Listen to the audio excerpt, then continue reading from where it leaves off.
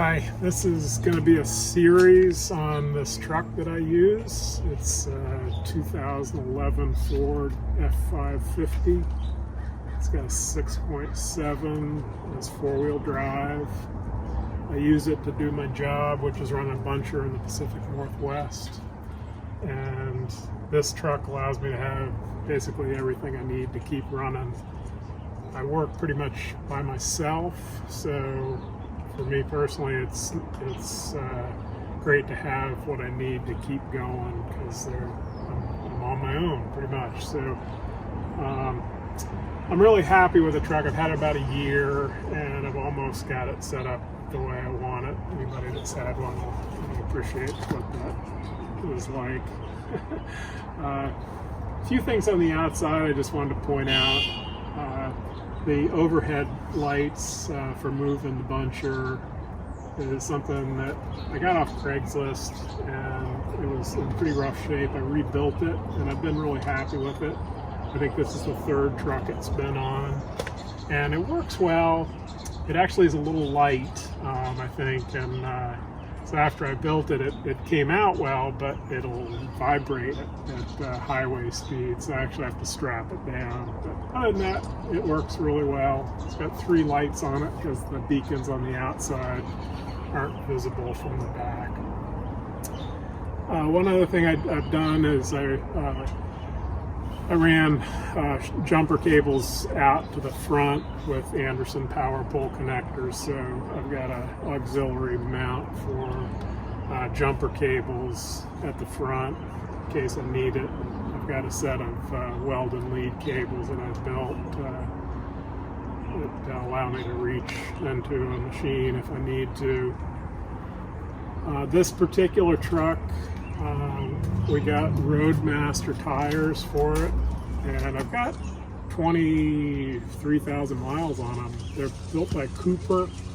We actually get them from Troy's Diesel down in Malala, and they are really super tires. They're an H-rated tire.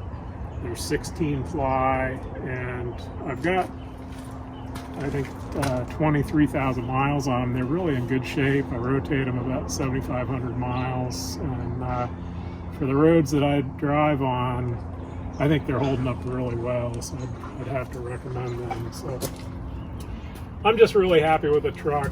I was able, fortunately, to pick out what I wanted. It's a used truck. It's new to me, but it's used. I have about 150,000 miles on it. It came from a cat dealership, so it was part of a really good maintenance program, and it's held up really well.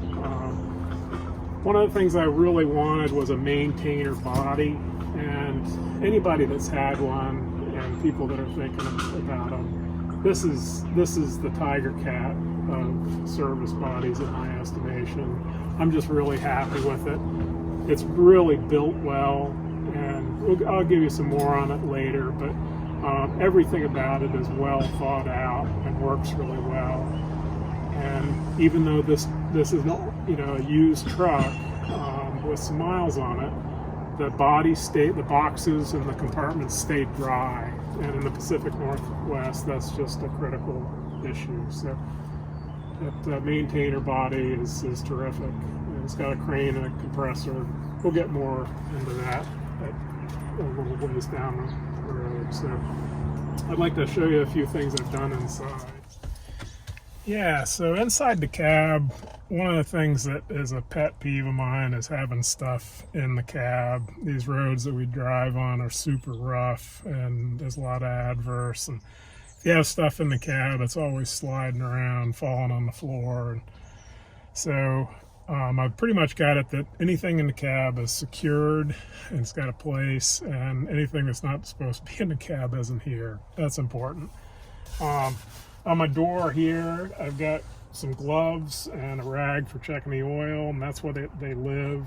A set of glasses and binoculars there, flashlight, knife scraper, and a roll of duct tape.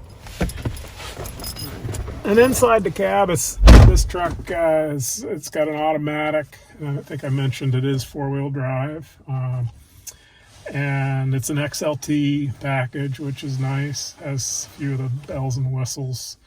The CB I mounted on a Ram mount, and I really like that a lot. It puts it right where I want it. I can see the channel, and it's adjusted so I can see it and work with it if I need to. I find that CBs are kind of, I don't know, I don't care for them, but you have to have them on the roads we drive on, the main lines and whatnot, for truck traffic and communication on the job. So I've been really happy how that was set up. This mount here is for my hard hat that I use at night, and it's got a SureFire headlight on it. That's really been a good light. It's super bright, and it's rechargeable right in the port there. Just plug it in. It can run when the truck's off or on, and it doesn't matter about overcharging. It'll just, hold together. So the hard hat lives right there. If I need it, I can grab it, and doesn't rattle around. I've got a regular hard hat in between the seats here, and that just lives in a little bracket there too. So more on the CB. This is a static mic, and I like the feel of it.